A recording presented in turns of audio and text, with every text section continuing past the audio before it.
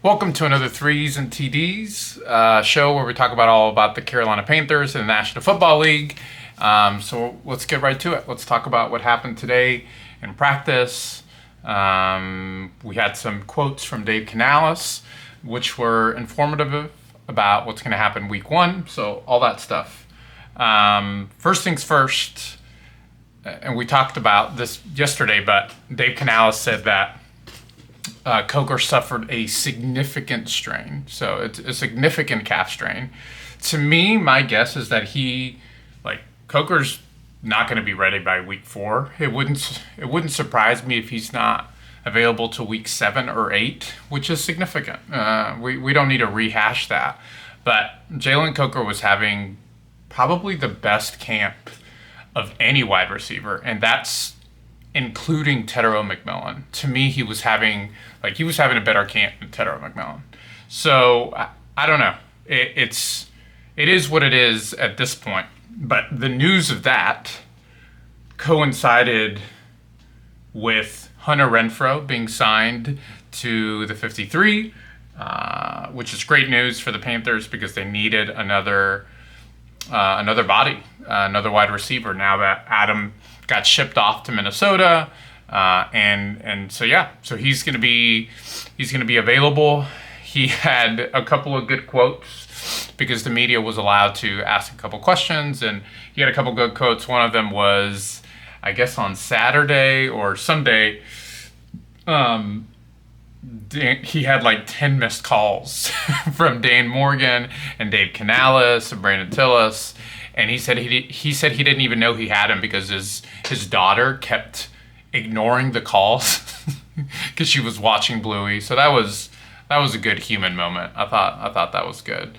But he talked about how he had some interest in other teams, kind of alluded to the fact that the San Francisco 49ers wanted him on his team, but for him, it was the Panthers or retirement. So there are reports that came out. I think Adam Schefter tweeted something about this. There are reports that he wanted a little bit more of a financial commitment from the Panthers. I think originally the base salary was $1.2 million. Well, that base salary goes up to $2.3 million now. So I think he just wanted a little more financial backing from the Panthers. Obviously, with Jalen being out for at least 4 weeks, they obliged, and so he's going to be on the starting roster. I did find it interesting. One of the questions, I don't know what reporter asked, but in one of the questions, he did answer, and he said that originally Dave wanted him back on the practice squad. He didn't actually think that he was ready to go. So ready to be in tip-top shape to make the 53. Obviously, that changed with Jalen being out. So, yeah. So that's what's happening from that wide receiver room. The question as we play Jacksonville on Sunday is how does Hunter coming back to the team and how does Jalen getting injured change what Dave Canales is going to do from a schematic standpoint? Like, that's my question. Some have alluded to the fact that they're going to run heavier personnel so that they're going to have a lot of, 2 tight end sets, and they'll just run the ball more because the offensive line for the Panthers is a strength and the defensive line for Jacksonville is not really a strength. So, I mean that's an assumption, but you still have to be able to pass the ball, And this is why Tetero McMillan was the 8th pick of the draft. You draft Tetero with the 8th pick of the draft for something like this, for Adam getting potentially shipped off, for Jalen going out. This is why you have invested draft capital in the last 2 drafts to rebuild the offense. That's why you do this. So for me, it's time for Tetero to have a really good, hopefully phenomenal game. But even more than that, Xavier Legette has to step up. He had an up and down rookie season. In practice today, it sounds like there was a huge, Dave Canales gets up to the podium and the first thing he says is, The offense won. Like the offense won the practice today. And apparently Bryce launched a 40-yard pass to Xavier Legette. And I need Xavier Legette to really thrive in this role. Remember last year, because there were limited options, he was forced to play the X, when in reality he does a lot better playing the Z.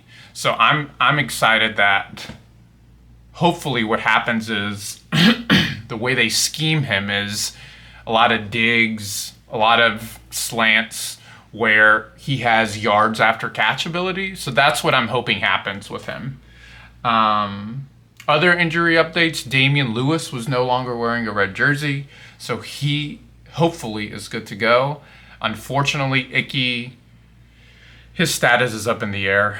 They asked him about it and they said, hey, like, what are your thoughts on this? And he said it couldn't have come at a worse time. That's not great because it doesn't sound like he's super, ready to go week one. Look, there's nothing you can do about what happened to him. So, I don't know. It's